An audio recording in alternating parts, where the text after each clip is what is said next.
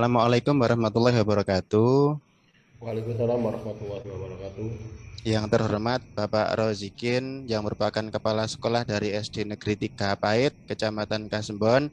Di sini kita akan melakukan wawancara tentang pengambilan keputusan di mana akan membedakan antara dilema etika ataupun bujukan moral. Dan saya sendiri adalah Eko Bagus Budi Utomo yang merupakan CGP Angkatan 5. Bisa kita mulai, Pak ya? Ya, silakan Ya, dimulai. selamat malam, Pak. Malam. Untuk kita nanti akan membicarakan beberapa hal tentang terkait tentang pengambilan keputusan dalam lembaga yang Bapak pimpin, begitu, Pak ya. Oh iya. Untuk pertanyaan pertama, Pak ya, selama ini bagaimana jenengan itu dapat mengidentifikasi atau membedakan kasus-kasus yang merupakan dilema etika atau bujukan moral. Jadi bagaimana jenengan membedakan antara ini kasus dilema etika ataukah ini kasus bujukan moral, begitu Pak? Bagaimana Pak? Monggo. Menurut saya yang menjadi kasus dilema etika selama ini saya membedakannya adalah dua hal kepentingan yang sama pentingnya. Dan kalau bujukan moral itu adalah merupakan permasalahan yang tergantung adalah sesuatu hal yang bisa dikatakan bisa mengganggu dan punya dampak negatif bagi sekolah. Kalau di lema etika, saya rasa hal tersebut bisa muncul dari dua kepentingan yang berbeda antara kepentingan sekolah dan kepentingan individu guru atau kepentingan lain, tapi sama-sama hal yang penting. Tapi ada salah satu yang bisa jadi saling simalakama kalau bisa dikatakan seperti itu. Tapi kita harus mengambil keputusan yang bijak antara kedua hal tersebut. Mungkin itu saja dari dua hal tersebut. Oh iya Pak, terima kasih sekali Pak. Merupakan suatu pencerahan untuk saya Pak. Kemudian pertanyaan selanjutnya Pak ya. Selama ini bagaimana jenengan menjalankan pengambilan keputusan di sekolah Anda, terutama untuk kasus-kasus di mana ada dua kepentingan yang sama-sama benar atau sama-sama mengandung kebajikan. Jadi apakah itu begini Pak, untuk dilema etika kan ada 4 paradigma. Iya, Salah satunya yang betul. adalah ya individu lawan kelompok yang pertama, yang kedua adalah rasa keadilan lawan rasa kasihan. Maksudnya antara peraturan atau manusiawi kita. Kemudian antara kebenaran lawan kesetiaan. Yang terakhir adalah jangka pendek lawan jangka panjang. Nah, ketika Bapak ada di posisi menghadapi suatu kasus dilema etika, apa yang Bapak lakukan untuk mengambilan keputusan yang Anda lakukan? Iya, Pak, monggo. Eh, Biasanya kalau kasus-kasus tentang dilema etika, biasanya untuk saya lebih mempertimbangkan hal yang paling urgent dari kedua hal. Walaupun Urgent. keduanya sama-sama urgent, tapi ada hal yang lebih urgent. Dan kadang-kadang hal tersebut harus dikasih solusi jalan tengah. Misal, uh, ini kasus yang sering terjadi di sekolahan.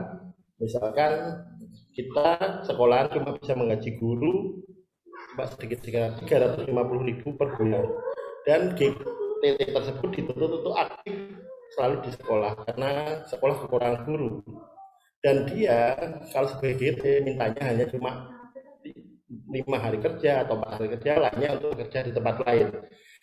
Dan solusi seperti itu saya punya solusi yang lain yang lebih manusiawi lah bisa dikatakan. Tetap kita tidak meninggalkan kepentingan sekolah, dan sisi manusiawi kita terhadap kepentingan guru, pribadi guru itu tetap terjaga dan bisa semisal kita memberi hal-hal kecil, misalnya tambahan jam ekstra, itu kan dia dapat transport ataupun kegiatan-kegiatan yang ada pemasukan tapi tetap dalam bidang pendidikan, dan itu di luar jam kerja dia. Nah, maksud saya itu lebih tetapi dia tetap bekerja di pendidikan dan tetap menjadi fokus, tetap bukan fokus untuk bekerja untuk kehidupannya. Itu saja mungkin yang Oh teknis di iya, lapangan. berarti ini termasuk trilema, Pak ya. Maksudnya ada dua Iya, pilihan dan kita mengambil jalan ya, tengahnya, Pak ya. ya jalan tengahnya, tapi Iya, tetap sangat. yang paling penting adalah urgen, tetap pendidikan lebih penting. Tapi sisi manusiawinya, kehidupan guru, kesejahteraan guru tetap juga penting. Seperti itu. Ada, jadi memberikan tugas Ya, tambahan agar apa ya, ada pemasukan ya untuk guru income lah, tersebut, ada begitu income ya. lainnya ya, income lain, nah, nggak cuma Ya, luar dari biasa sekolah sekali, Pak. liburan. Langkahnya itu, Pak ya. Kemudian Ya. pertanyaan selanjutnya, Pak. Langkah-langkah atau prosedur seperti apa yang biasa Anda lakukan selama ini dalam menghadapi beberapa kasus yang dilema etika itu, Pak? Langkah-langkahnya bagaimana kira-kira, Pak? Biasanya langkah awal saya nggak langsung menemukan suatu masalah. Awalnya saya identifikasi dulu dari pertemuan yang terjadi, fenomena yang ada di lapangan bagaimana. Setelah itu saya bandingkan yang mana yang paling urgent, penting mana. Ada dua dilema etika tersebut. Dan sebenarnya saya jarang sekali mengambil keputusan sendiri. Biasanya saya musyawarahkan dulu dengan rekan-rekan dewan guru dan mencari pertimbangan lain teman-teman dewan guru sekolah. Baru tahapan selanjutnya kita cari solusi yang terbaik bagaimana. Dan tidak cuma keputusan ada di kepala sekolah, tapi kepala sekolah juga memberi pertimbangan-pertimbangan lain di guru-guru. Dan setelah itu terakhir baru kepala sekolah memutuskan mana jalan terbaik antara solusi dari dua dilema yang terjadi. Itu saja. Oh ya, berarti tetap berdiskusi, Pak ya, untuk mencari alternatif itu, Pak ya. Tetap. Iya, sangat luar biasa, Pak. Kemudian selanjutnya, Pak ya, hal-hal apa saja yang selama ini Anda anggap efektif dalam pengambilan keputusan pada kasus-kasus dilema etika? Hal yang efektif kira-kira apa saja, Pak? Efektif ya. Yang tadi yang dari awal tadi, keefektifan itu dilihat dari mana mempertimbangkan mana yang lebih urgent, yang lebih penting mana. Kedua walaupun sama-sama penting, tapi jelas nanti ada muatan lebih urgensi yang sangat penting dan penting tapi di bawah. Jadi ada grade-grade-nya dari urgensi tersebut pentingnya. Nggak mungkin sama-sama pentingnya, kan? Ada urgensi yang punya grade lebih tinggi dan ada harus pandai-pandai mempertimbangkan lah. Berarti dengan mengklasifikasikan urgensinya, Ya, Pak ya. ya seperti itu. Ya, ya, istimewa sekali, Pak. Kemudian selanjutnya, Pak ya, hal-hal apa saja yang selama ini merupakan tantangan dalam pengambilan keputusan pada kasus-kasus dilema etika yang merupakan tantangannya, Pak? Paling banyak tantangannya itu dari aspek guru. Kalau saya seperti itu, biasanya guru diarahkan pada kasus tadi ya seperti masalah HR. Kadang diarahkan untuk hal-hal seperti kadang kurang setuju dari pribadinya, tapi setelah tahu bagaimana sebenarnya kita tanpa meninggalkan sebagai guru mengajar dan fokus di sekolah, tapi tanpa mengabaikan kesejahteraan sebenarnya bisa banyak hal yang bisa kita gunakan sebagai tambahan atau enggak dapat tambahan lah uang saku selain honor. Tinggal kreativitas guru itu bagaimana. Dan jangan sampai kalau kita di pendidikan bukan sekedar money oriented, tapi berjuang untuk pendidikan. Uang atau money oriented itu biasanya kapitalisme akan merusak pendidikan paling banyak. Dan tapi yang perlu kita ingat, ya jangan munafik lah bahwa orang itu perlu uang untuk kesejahteraan hidupnya. Kalau kesejahteraan nanti juga fokus pada kerjanya bidang pendidikan, terutama yang saya ini omongkan. Jadi tetap kita pikirkan dua-duanya, tapi kalau bisa guru yang sulit diarahkan, kita sering aja diskusi bagaimana pandangannya, terus mana yang lebih urgent dan bagaimana cari jalan keluar yang lebih tepat pada masing-masing permasalahan individu. Itu aja sebenarnya. Oh, berarti kita memberikan itu, Pak ya, pengertian tentang nilai-nilai dan tujuan awal menjadi seorang pendidik gitu, Pak ya. Ya seperti itu. Ya memang ya. perlu itu. Ya, sangat penting sekali itu, Pak ya. Kemudian pertanyaan selanjutnya, Pak, ini agak panjang pertanyaannya. Ya. Apakah Anda memiliki sebuah jadwal tertentu dalam penyelesaian sebuah kasus dilema etika atau apakah Anda langsung menyelesaikan saat itu juga?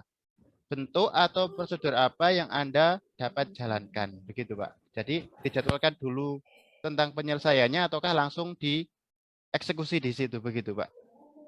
Nah, kalau biasanya biasanya saya lebih suka melihat fenomena yang ada dulu, nggak langsung saya eksekusi.